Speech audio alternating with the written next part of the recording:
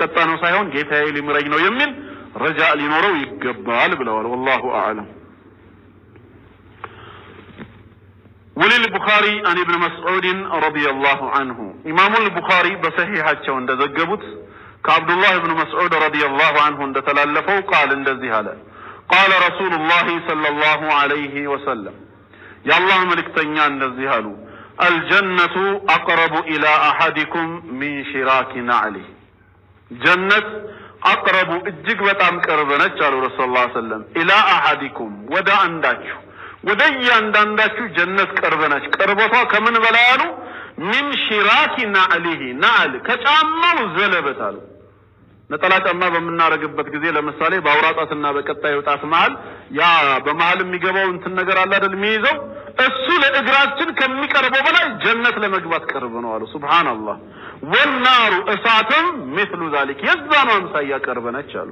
ምን ማለት ነው ሲባል የሐቲማ ጉዳይ ነው ለማለት ነው ሰውየው በዛች በመጨረሻ ሰዓቱ አላህ ወፍቆት ተውበት አድርጎ ወይ ኸይር ሰርቶ ከሞተ በዛች ሰበብ ወዴት ገባ ማለት ነው ጀነት ሰተት ብሎ ገባ የጫማው ዘለበት ለእግሩ ከቀረበው በላይ ጀነት ቀረበችው ወይ በተቃራኒው አቂባው መጨረሻው ተበላሽቶ በመጨረሻ ቅጽበት ጌታውን ክዶ ወይ ደግሞ በትልቅ ኃጢአት ላይ ተዘፍቆ ከሞተ ያለ ተውበት እሳት ገባ የጫማው ዘለበት ለእግሩ ከቀረበው በላይ እሱ ለእሳት ቀረበ ያው የሐዲሱ መልእክት انما الاعمال بالخواتيم ስራ ኻቲማው ላይ ነው ወይ የመስተካከሉ የመበላሸቱ ጉዳይ ነው ግን ኻቲማችን እንዲስተካከል ምንድነው ታዲያ ማድረግ የሚገባን ሲባል የዛሬው እስቲቃማችን ወሳኝነት አለው የኻቲማ መስተካከል ዝም ብሎ እንደ ቻንስ አይመጣም ልፋት ያስፈልገዋል ከልፋቱ አንደኛው ምንድነው ዛሬ ቀጥ ማለት አለብን የዛሬው እስቲቃማችን ለነገ ኻቲማችን መስተካከል ሰበብ ነው የሚሆነው ሁለተኛ ደግሞ ዱዓ ማድረግ አላህን ስንማጸነው ሁሉን ሙስሊም አድርጎ እንዲገድለን ኻቲማችንን እንዲያስተካክለው የመጨረሻዬን ነገር ላንተ አደራ እያል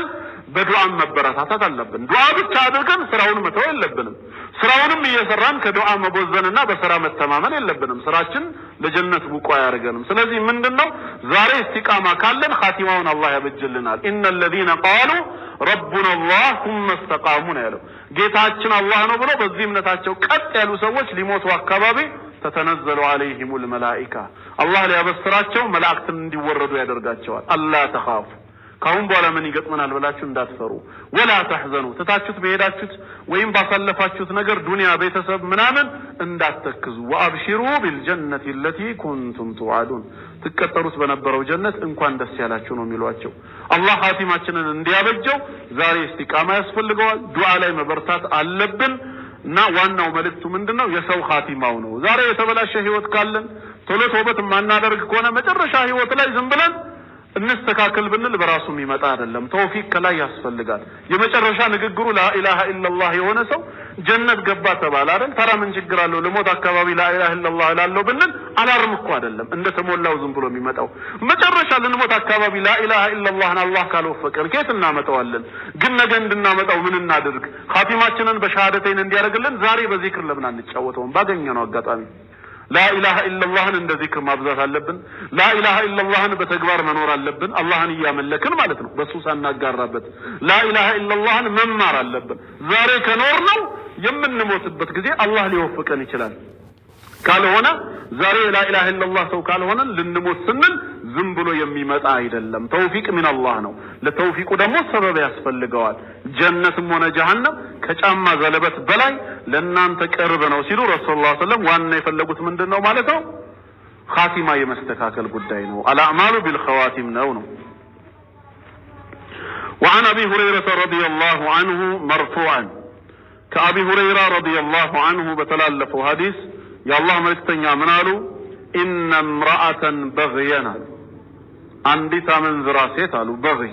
በዝሙት የምትኖር አመንዝራ ሴት رأت كلبا አንድ ቀን ውሻን አየች في يوم حار በጣም ሞቃታማ በሆነ ቀን ላይ يطيف ሲሽከረከር አየችው ሲዟዟር ببئرين በአንድ የውሃ ጉድጓድ ሲሽከረከር አየችው قد أدلع لسانه لسانون ምላሱን በርግጥ አውጥቶ ያለከልክ ነበር من العطش ከውሃጥም ብዛት የተነሳ ምላሱን አውጥቶ ያለከለከ በጉድጓዱ ጫፍ ሲዟዟር አየችው አዘነችለትና ወደ ውስጥ ገብታ فنزعت له لسوا وطاچለት موقها ጫማውን አውጥታ ውሃ ይዛለት ወጣች فسقته አጠጣችው ስላዘነችለት ይህም ስላረገች ብቻ فغفر لها به ለሷ ኃጢያቷ ተማረላት ይህ በዚህ መልካም ስራዋ የነበረችበትን አላህ ይቅራላት አሉ ምንድነው የሐዲሱ ማለት ነው لا تحقرن من المعروف شيئا ብሎ ረሱላህ ሰለላሁ ዐለይሂ ወሰለም ከመልካም ነገር አንዳችም ነገር ትንሽም ብትሆን እንዳትንቃት ወለው أن تلقى أخاك بوجه طلق ወንድምህን ስትገናኘው ፈገግታ በተሞላበት እንኳን ፊት ማየትህን ራሱ እንዳትተው ብለዋል እቺ ሴት አመንዝራ ነበረች ብዙ ወንጀል ትሰራ ነበር ለውሻው ስላዘነች ግን አላህ አዘነላት ሰሃባዎች ለእንስሶች በመናደርገው መልካም ነገር አጅራለን እንዴ ብለው ጠይቀዋል አዎ አላችሁ እርጥበት ባዘለ ነገር ሁሉ ላይ እምታደርጉት ሁሉ አጅራለው ብለዋል ስለዚህም